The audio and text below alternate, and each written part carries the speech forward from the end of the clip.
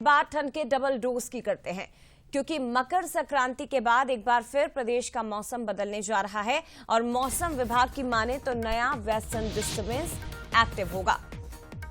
इसका अर्थ यह है कि उत्तर एमपी में मावठा गिरने के आसार हैं। ग्वालियर चंबल में सर्द हवाओं का असर दिखाई देगा। रीवा सागर संभाग में भी घना कोहरा छाया हुआ है। तो भोपाल इंदौर समेत कई शहर इससे प्रभावित हो रहे हैं। 2 से 3 दिन ठंड बरकरार रहेगी, यानी कि अभी फिलहाल ठंड से कोई भी राहत आपको नहीं मिलेगी। एक तरफ ठंडी हवाएं, दूसरी तरफ घना कोहरा, ये डबल अटैक, डबल डोज जिसका सामना प्रदेशवासियों को करना पड़ रहा है।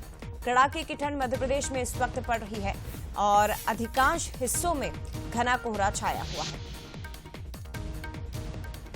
चलिए सीधे रुक करते हैं, हमारे साथ सहयोगी सूरज शर्मा इस वक्त लाइव जुड़ गए हैं। सूरज, अमूमन कहा जाता है कि मकर संक्रांति के बाद मौसम में परिवर्तन होता है और ठंड जो है वो थोड़ी सी कम हो जाती है, लेकिन इस बार इसके उलट मौसम विभाग की संभावना है कि मावठा गिर सकता है मकर संक्रांति के बाद। और क्या कुछ कहना है मौसम वैज्ञानिकों का?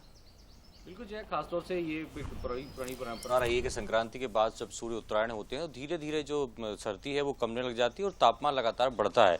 लेकिन पिछले कुछ सालों के ट्रेंड की बात करें तो लगातार हम देख रहे हैं 26 जनवरी या पूरे जनवरी तक मवाठे जैसी स्थितियां रहती हैं, जिसके चलते कहीं न कहीं तापमान में गिरावट देखने को मिलती है। हमने देखा और जिस तरीके से मौसम विभाग भी बता रहा है कि 15 जनवरी यानी कि आज 13 हो चुकी है और 1 से 2 दिन में जिस तरीके से संक्रांति के बाद हम देख रहे हैं मवाठा गिरने के आसार बन रहे हैं, तो ये माना जाए कि लगभग 26 जनवरी तक ये स्थितियां ऐसी रहेंगी, जहां पर कई स्थानों पर हम देख रहे हैं हल्की बूंदाबांदी और घने कोहरे के साथ मवाठा में जिस तरीके से हम देखते हैं कई बार ओले भी गिरते हैं, छोटे छोटे जो चने के दाने के बराबर होते हैं, वो हर बार इस प्रकार की स्थिति रहती है। इसके पीछे एक बड़ी वजह बताया जा रहा है कि जो ग्लोबल वार्मिंग का नतीजा है उसके चलते कहीं ना कहीं ये नेचर में चेंजेस आ रहे हैं।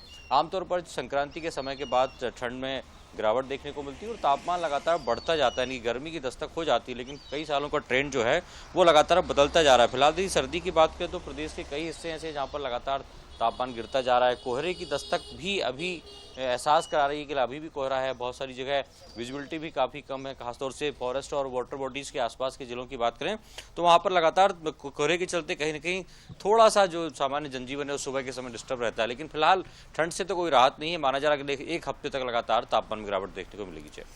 शुक्रिया आपका सूरज, फिलहाल तमाम जानकारी के लिए। यानी कि प्रदेशवासियों को तैयार रहना होगा क्योंकि मकर संक्रांति के बाद भी ठंड से राहत नहीं मिलेगी, बल्कि और संभावना है कि ठंड बढ़े। मावठा गिरने के आसार भी जताए जा रहे हैं।